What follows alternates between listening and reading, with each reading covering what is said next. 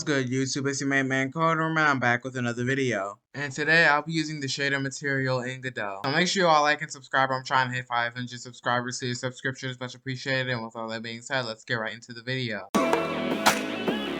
Alright, so there are a few ways you can set up the material. For a mesh anyways, you can go under the mesh and go to material and then add spatial. Or you can go to surface material override. And the last thing you can do is go to geometry instance 3D and go to the geometry tab and then go to material override or material overlay, and they do the same thing. Typically I create my material under the mesh tab. No reason in particular, it just works. Now typically the first thing I do is go under the albedo tab. That's the tab that controls the main color. You can also load a texture onto this, but I think the best way to load a texture onto a material is using normal map. It doesn't load the color of the image or texture that you put on it, but it does load like the actual texture. Then once you're done with that, you can go to the albedo tab and load up the color.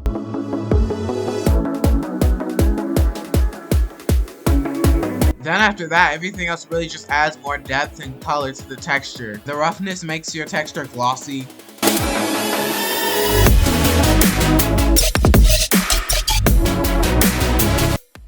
Then there's ambient occlusion, or AO. It's just one of the more subtle ones you'll see. Well, it's not really subtle if you can see it. Well, I guess it is subtle, because subtle means that it's harder to see, which means you could see it. Then there's UV1, which is good for repeating textures. This is good for large scale meshes, and I use them very frequently when I'm doing 3D projects.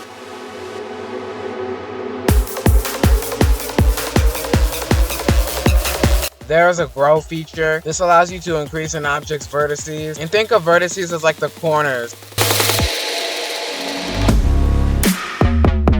Emission controls how much light is coming off your material. This is really good if you want to make like a light bulb or something like a sun or something that gives off light. I don't use this very often because I don't make stuff like that, but it is useful. And keep in mind, this is the material's light, not light coming from any other objects in the scene.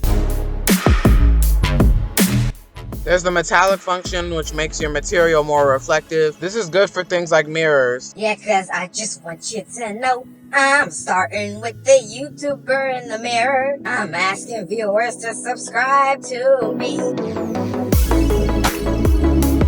Alright, so I think I covered all the general stuff. So that'll be it for today's video. Make sure you like and subscribe to my channel. Have a great rest of your day, and I'm out of here.